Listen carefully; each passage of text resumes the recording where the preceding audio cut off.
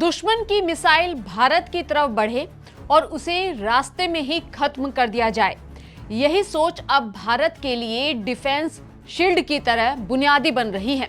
नमस्कार, मैं हूं रश्मि और आप देख रहे हैं स्टेट मिरर। मिशन सुदर्शन चक्र के जरिए भारत एक ऐसे मल्टी लेयर डिफेंस नेटवर्क को मजबूत करने की दिशा में बढ़ रहा है जिसमें अलग अलग radar, sensors, air defence systems और इंटरसेप्टर्स के एक साथ काम करेंगे। और इसका मतलब है एक खतरा डिटेक्ट होगा, उसकी ट्रैकिंग होगी और फिर उसे रोकने के लिए सबसे उपयुक्त डिफेंस सिस्टम को एक्टिवेट किया जाएगा। ड्रोन से लेकर क्रूज मिसाइल और बैलिस्टिक मिसाइल तक भारत अपने आसमान की सुरक्षा को कई परतों में मजबूत करने की तैयारी कर रहा है और इस पूरे मिशन का सबसे बड़ा टारगेट है साल 2035 तक भारत के महत्वपूर्ण ठिकानों के लिए एक मजबूत और इंटीग्रेटेड एयर डिफेंस शील्ड तैयार करना। आखिर क्या है मिशन सुदर्शन चक्र, ये कैसे काम करेगा? मिशन सुदर्शन चक्र भारत की फ्यूचर के इंटीग्रेटेड एयर डिफेंस आर्किटेक्चर के तौर पर देखा जा रहा है। इसका मकसद सिर्फ एक मिसाइल डिफेंस सिस्टम बनाना नहीं है, बल्कि अलग अलग तरह के एयर डिफेंस सिस्टम्स को एक कोऑर्डिनेटेड नेटवर्क में जोड़ना भी है। यानी कि दुश्मन चाहे क्रूज मिसाइल भेजे या फिर बैलिस्टिक मिसाइल, ड्रोन या कोई दूसरा एरियल थ्रेट, उसे डिटेक्ट करने, ट्रैक करने और न्यूट्रलाइज करने की क्षमता तैयार करना इसका काम है। इस पूरे सिस्टम की पहली कड़ी होगी डिटेक्शन, यानी कि खतरे का पता लगाना, और इसके लिए अलग अलग तरह के रडार्स और सेंसर्स काम करेंगे। जैसे कि कोई संदिग्ध फ्लाइंग ऑब्जेक्ट भारतीय सीमा की तरफ बढ़ेगा और उसका पता लगाने की कोशिश होगी। इसके बाद आएगा दूसरा चरण, यानी कि ट्रैकिंग। यह सिस्टम तय करेगा कि टारगेट कहां है, कितनी तेजी से आगे बढ़ रहा है और उसका संभावित टारगेट क्या हो सकता है। और फिर तीसरा चरण इंटरसेप्शन, यानी कि खतरे को उसके टारगेट तक पहुंचने से पहले ही निस्तनाबूद कर देना। Multi layer defence.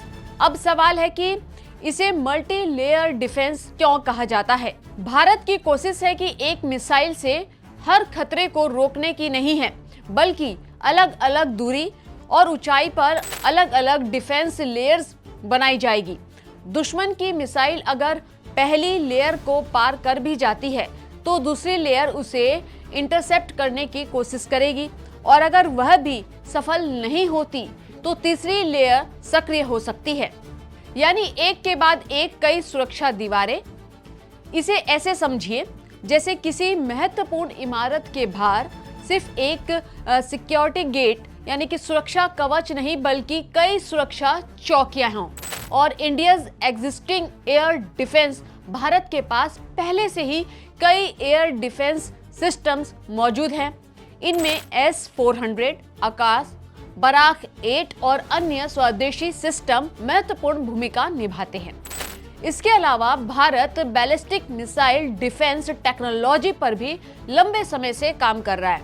अब चुनौती है कि इन अलग अलग कैपेबिलिटीज को ज्यादा बेहतर तरीके से नेटवर्क सेंट्रिक आर्किटेक्चर में इंटीग्रेट करना। यानी कि हम कह सकते हैं कि अलग अलग रडार, सेंसर्स, कमांड सेंटर्स और इंटरसेप्टर सिस्टम्स एक दूसरे से तेजी और सटीकता से जानकारी साझा कर सके। आज की जंग सिर्फ फाइटर जेट्स और टैंक्स तक सीमित नहीं है। रशिया, यूक्रेन वॉर और मिडिल ईस्ट कॉन्फ्लिक्ट्स ने दिखाया है कि ड्रोन्स, क्रूज मिसाइल और बैलिस्टिक मिसाइल्स आधुनिक युद्ध का अहम हिस्सा बन चुके हैं। एक साथ बड़ी संख्या में छोटे ड्रोन्स भेजकर भी किसी डिफेंस सिस्टम को ओवरवेल्म करने की कोशिश की जा सकती है। इसीलिए भारत के लिए एक ऐसा एयर डिफेंस सिस्टम या यूं कहे एयर डिफेंस नेटवर्क जरूरी है जो सिर्फ बड़े मिसाइल थ्रेट्स ही नहीं, बल्कि छोटे और लो फ्लाइंग टारगेट से भी निपट सके।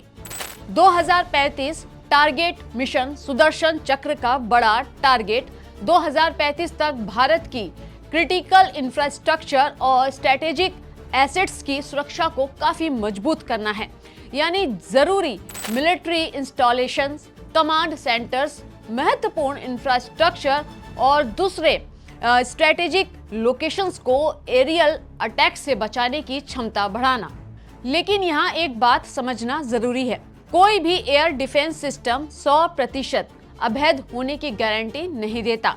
इस तरह के डिफेंस नेटवर्क का मकसद थ्रेट को डिटेक्ट करने और उसे इंटरसेप्ट करने की संभावना को अधिकतम करना है।